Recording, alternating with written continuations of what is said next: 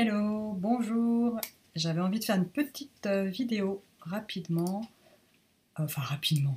Non, pas forcément rapidement, mais j'espère que la technique euh, ne sera au rendez-vous. Donc c'est pour ça que j'essaye de faire pas trop long, parce qu'il y a toujours voilà, du bruit qui peut arriver, etc. Donc je voulais vous présenter mon projet lunaire, mon Inktober de cette année. Ça fait plusieurs années que je participe. L'année dernière, j'avais choisi toujours un grand format avec les 31 tangles du défi. Enfin, du défi. Disons, oui, on appelle ça un défi, mais c'est plutôt l'idée de dessiner un peu tous les jours et pas de rentrer en compétition, bien sûr. C'est vraiment pour soi. Et 31 tangles, donc chaque jour. Donc on en découvre un tous les jours et c'est un peu un cadeau qu'on se fait et un grand moment de plaisir. Donc j'avais choisi ce format-là, circulaire, avec plusieurs sections, triangulaires, etc., qui m'avait beaucoup plu, donc sur du papier beige. Et chaque année, donc j'essaye de trouver autre chose. Cette année, il se trouve que deux enseignantes certifiées espagnoles, Sarah et Pilar, donc je vous mettrai leurs références sous la vidéo, ont eu une initiative parallèle à Inktober, qui est donc un Inktober Tangles, qui est un défi organisé par Stéphanie Jennifer, aussi une enseignante certifiée Zentangle. Donc ça fait plusieurs années qu'elle fait ça.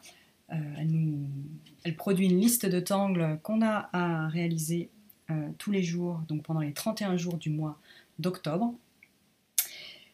Et cette année, donc, le projet lunaire de Sarah et Pilar m'a vraiment fait de l'œil parce que la lune est importante pour moi. Je trouvais ça extrêmement séduisant de pouvoir travailler de nouveau sur un grand format qui m'apporte beaucoup de liberté et en même temps un cadre confortable avec ces petites sections. Donc on travaille toujours sur un petit format qui peut prendre 5, 10, 15 minutes tous les jours. Donc c'est très abordable et en même temps on construit une œuvre petit à petit, une œuvre très grande. Donc là je choisis donc un format opus, une tuile Zentangle opus qui est grise. Alors je ne sais pas si vous l'avez vu dans mes photos que j'ai postées régulièrement. Pendant tout le long du mois, c'est bien du papier gris, un gris clair. J'aime bien les papiers teintés. Et parce qu'on peut faire vraiment plein de jeux d'ombrage, donc de l'ombre, de la lumière, je trouve plus que sur du papier blanc. Donc tuile grise, 27, c'est un carré de 27 sur 27 cm, à peu près, puisque les tuiles Zentangle sont en format américain, donc en pouces. Nous, pour les Français, on arrondit au centimètre près, donc je dis que ça fait 27 cm. Et donc, j'ai séparé cette tuile en 31 zones. 31 zones, donc 23 au centre, donc dans la Lune, le cercle lunaire. Et puis, oups, ma caméra.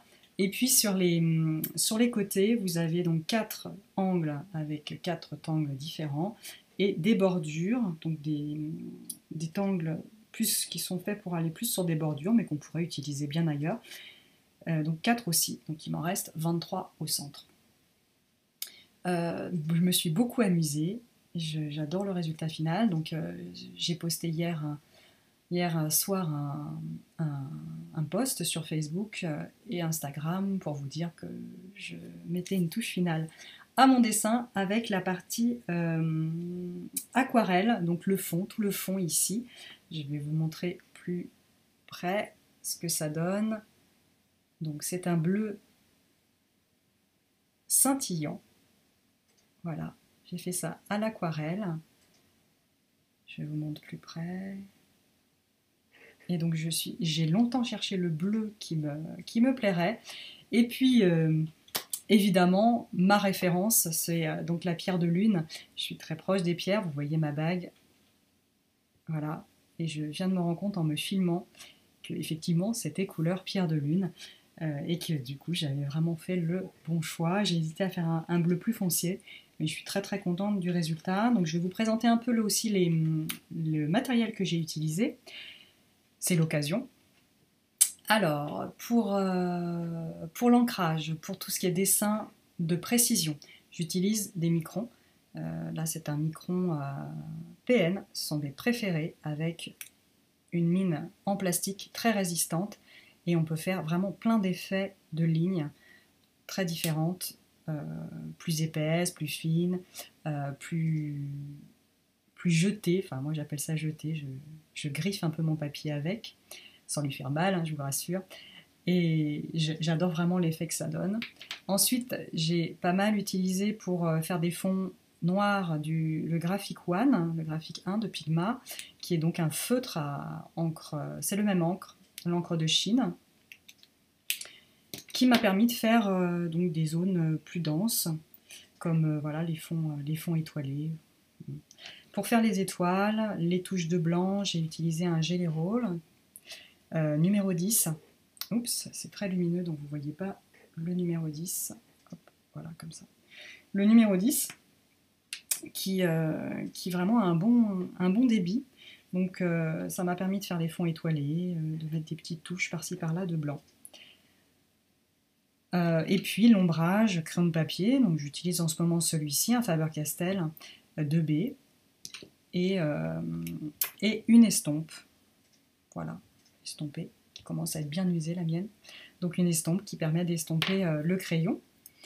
Ensuite, j'ai rajouté des touches de pastel blanc, de fusain blanc, alors j'ai utilisé pas mal de choses différentes, du pastel blanc, et je n'ai pas mon petit fusain, ah si, il est là, le petit fusain blanc vendu par Zentangle, qui est vraiment d'une très grande qualité, donc c'est pareil, hein, c'est une marque fournie par Zentangle, donc je les ai pas mal, c'est une marque américaine, Generals, vous avez des équivalents en France bien évidemment. Voilà, donc pour ajouter du blanc, et le papier gris permet de travailler avec du blanc aussi.